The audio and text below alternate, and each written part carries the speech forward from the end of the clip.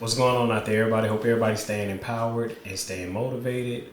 I'm your host, Solomon Hillfleet. Welcome to another edition of Solomon's Soul. Last week we had a really good episode. We got the opportunity to talk a little bit about myself and about my upcoming work for Black men who need therapy and never got it, which is coming out June 2025. Now, in this edition or this episode, I want to get a little bit deeper into what you guys are going to be hearing, and I'm going to talk a little bit about some of the concepts. It's about 2 or 3 that I'm going to get into in particular, and I think if you can understand these concepts, you'll understand what the book is going to be about and why the book is going to be important. So, with that being said, let's start talking about one. If you were a child of the 90s, like I was a child of the 90s, then without a doubt, Nickelodeon was your channel. You were watching Nickelodeon, you were jamming to it, you had all your favorites. One of my favorites when I got to Nickelodeon, though, without a doubt, was Doug Funny. And I talk about him in the book. There's a chapter called The Black Doug Funny. And I'm going to tell you one of the quotes I said in there. In fear of being like Doug Funny, many of us turn into Roger Klotz. Or Roger Klutz. I might have got it wrong, but y'all know what I'm saying. And I'm saying that as black men, I think this is the thing with us. A lot of us may have been Doug Funnies in our lives. We were artistic kids. We were maybe more sensitive, right? We journaled, right? I'm not saying all of us did, but a majority of us had some sensitive artistic qualities. And at some point in time, the world, your immediate family, the music you listen to, the media, your environment, something told you like, yo, that's not the way. And you started changing. And as you started changing and adopting that mindset, you started going from not trying to be Doug Funnied, right? Who was the guy that was pining over Patty Mayonnaise and never got her. And instead, you tried to be more like Roger Klutz, right? And what ended up happening as a result of that is you started to become the very thing that was oppressing our people. And I say our people because I ain't just saying our women, because that's, a lot of brothers was oppressed too. And that's the concept I'm also talking about with the social dominance theory. So you may have heard that concept on Twitter. In some way, a lot of the black male scholar dudes have been talking about it. But essentially, just trying to put it in a shorter context, a lot of what the social dominance theory is saying is basically, in society, you have group hierarchies. You have hierarchies, you have people that are considered higher and lower on the totem pole. And you have that even within groups. So what am I saying? I'm saying that I can be a black male. I can have more privilege than some of my peers, but I can still be considered a part of a lower group, right? And that's important for us to understand because it's a lot of concepts I'm explaining, but this is what I need a lot of brothers to get. Look, you could be a heterosexual black man. You can have a fair share of privilege. That doesn't mean that you consider one of the highest, quote unquote, viewed men in your own structure, though. If you don't adhere to certain ideas and concepts, then you're not going to be looked at as higher. You're going to have lower opportunities to earn money. You're going to have more chances of being ostracized. That's important because if you can understand that, then you can understand why our brothers who are in the LGBTQ plus IA community are on lower ends of the hierarchy because they don't adhere to those same ideas. And you can still be oppressing them while still being a victim of your group hierarchy, right? A lot of sisters gonna hear that and say intersectionality, and that's true. It just has to be presented sometimes for us in a way that we can understand. So I'll give you an example. You might have been a Doug Funny growing up like I was, right? Over the course of that, you started adopting and adapting your ways to make yourself consider, appear to be more aggressive, to be more intimidating so that you could, be accepted.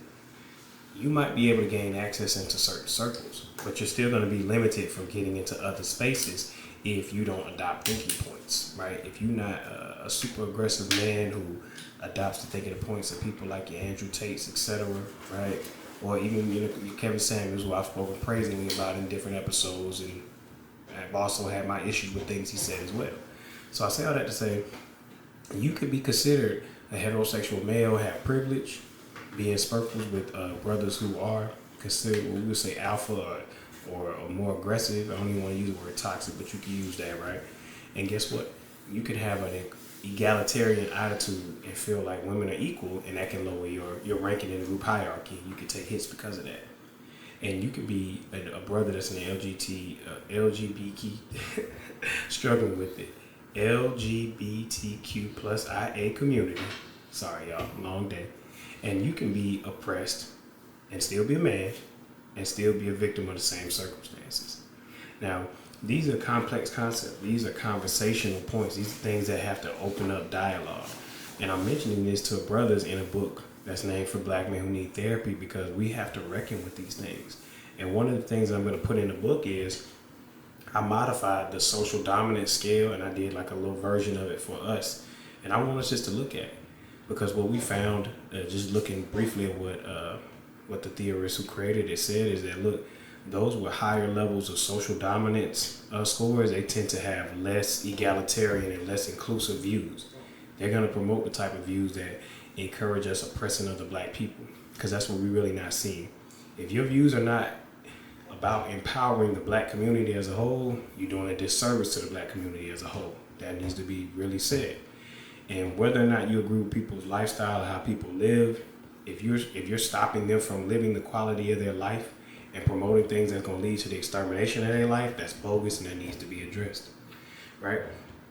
On the opposite end, I think people need to understand, I remember a J. Cole lyric that really stuck out to me. He said, I represent intelligent brothers that grew up partially. So the intelligent brothers who grew up partially, we ended up adopting different coping mechanisms to be able to appear safer in our environments. A lot of us started to turn to, well, if I get a lot of girls, then I can't be looked at as lesser than. Or if I play sports, I can't be looked at as lesser than. Or if I rap, or if I do this, or I'm in the streets. Like, we all start adopting these things. And it's always funny to me when you see all these examples of rappers and we found out how intelligent these brothers are and these sisters are. How these brothers went to college, could have went to college, went to community college, right? I'll give some examples. Pac to me is a perfect example of this situation. People really don't understand duality in a man, and they feel like it's being fake when you're able to have multiple perspectives, right? Like, let me tell you what I mean by that. So Pac had a theater background. So people's like, him being aggressive and tough, that's a put on. Now he comes from a family of revolutionaries. It's not a put on when you shoot at a APD, you know what I'm saying, and protect the motorists. That's not a put on. That's not acting. If it was, then all these rappers who are really real would have done it, but they not. They doing it to us, right? Now, in that same vein, Pac could make music like Keep Your Head Up and Dear Mama because he could tap into that part of himself that was empathetic. He could also tap into that part of himself that was aggressive. Was the aggression misdirected? Yes. Does that excuse him for those things that he did? No. But he could hold space for both of those. And really, I always find it funny. I use Prodigy as an example too. Prodigy, 50 Cent always talked about how Prodigy, was a great artist. How he would see him in there writing plays and stuff. And like, how did you do that? It's something I cooked up. Prodigy came from a family of entertainers, right? I think he talked about in his book, I think it was either his grandma who owned that dance studio and his great-great-grandfather, something that was a jazz musician or something like that, and went to Morehouse. Like, he came from a family of intellectuals and creatives and artists, right? I mention all these examples to say that the overall goal for us as men and women, but men especially, is to integrate ourselves. We need to understand that you are more than just one side of yourself in any direction. You're more than just the emotional, empathetic side of yourself. You can't live in your emotions forever because that prevents you from being able to move intentionally. You can't just be in an action-oriented, aggressive mood all the time because there's times where you have to stop and reflect. Neither one of those are inherently bad. They work in conjunction with each other. And when we say masculine and feminine, we got to get beyond looking at these as markers of gender and understand that, these terms just refer to principalities or mindsets. You dig? So in the book, I'm going to be talking about social dominance theory. I'm going to be talking about, I'm going to use the Black Duck Funny analogy and tie that into social dominance theory. I'm also going to be talking about the goal of integration. And with integration, I mean, putting all the parts of yourself, the worldly lens, the social lens, the emotional lens, the physical lens, putting all of it together, right? And a lot of times that doesn't get talked about enough. And as men, I want us to think about this because in the last episode I told you I want you to think about your experience with therapy. I want you to think about this lens.